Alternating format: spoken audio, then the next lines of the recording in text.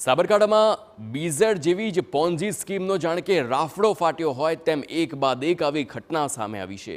અરવલ્લી અને સાબરકાંઠામાં ચાલી રહી છે અનેક ઓફિસો અને ત્યારબાદ આવી ઓફિસો અને છેતરામણી સ્કીમોને લઈને હવે ફરિયાદ પણ ઉઠી છે। હિંમતનગરની શાળાના આચાર્યનું પણ એજન્ટ તરીકે નામ સામે આવ્યું છે। હાલ હરિસિદ્ધિ ફાઇનાન્સ કંપનીની ઓફિસે લટકી રહ્યા છે તાળા અને સીઆઈડીની કાર્યવાહીથી આવી અનેક ઓફિસો 8 દિવસથી બંધ જોવા મળી રહી છે। તો પોન્જી સ્કીમના એજન્ટ તરીકે શાળાના આચાર્ય કરતા હતા કામ। હિંમતનગરની શાળાના આચાર્યનું પણ એજન્ટ તરીકે નામ સામે આવ્યું છે। શાળાના આચાર્ય અને પોન્જી સ્કીમ સંચાલકની તસવીરો પણ વાયરલ થઈ છે। હરિસિદ્ધિ ફાઇનાન્સ કંપનીના સંચાલક સાથેની વાયરલ તસવીરો પણ આપ જોઈ શકો છો અને આ વાયરલ થઈ રહી છે। આચાર્ય નિલેશ પ્રજાપતિનો હાલમાં કામ બંધ હોવાનો દાવો છે। તો તપાસ થશે તો તપાસમાં સહકાર આપવાની પણ ખાતરી આપવામાં આવી છે। તો હાલ હરિસિદ્ધિ ફાઇનાન્સ કંપનીની ઓફિસે મસ્ત મોટા તાળા જોવા મળી રહ્યા છે। સીઆઈડીની કાર્યવાહીથી આવી અનેક ઓફિસોનો 8 દિવસથી તે બંધ જોવા મળી છે।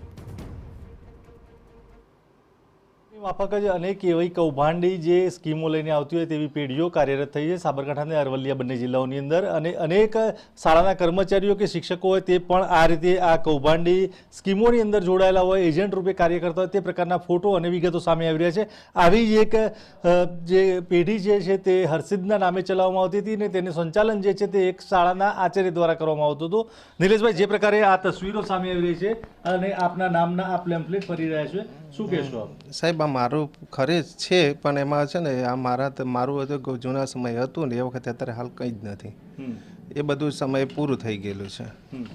અત્યારે હાલ ધનુષ જે છે તે ક્યાં છે એ ખબર નથી સાહેબ, ખબર નથી। ધનુષ સાથે અત્યારે હાલ કેવા પ્રકારના નાણાકીય વ્યવહારો છે આપના? કોઈ જ નહીં, મારા કોઈ જ વ્યવહાર નથી। અન્ય કોઈ શાળાના શિક્ષકોને આપે એજન્ટ તરીકે અંદર રોકાણ કરાવ્યું તો કેટલું રોકાણ કરાવ્યું છે અને જો આ તપાસ થાય તો આ મામલે શું સહકાર આપશો?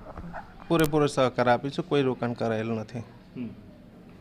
જે પ્રકારે આ શાળાના આચાર્ય છે હિંમતનગરમાં ફરજ બજાવે છે તેમનું કહેવું છે કે પૂરો સહકાર જે છે તે તપાસમાં આપવામાં આવશે અને તેઓ દાવો કરે છે કે પોતે કોઈ પણ પ્રકારનું રોકાણ કરાવ્યું નથી। જૂનો જે આ સંબંધો હતા તે હાલમાં આ સંબંધો નથી। અવનીશ ગોસ્વામી, હિંમતનગર।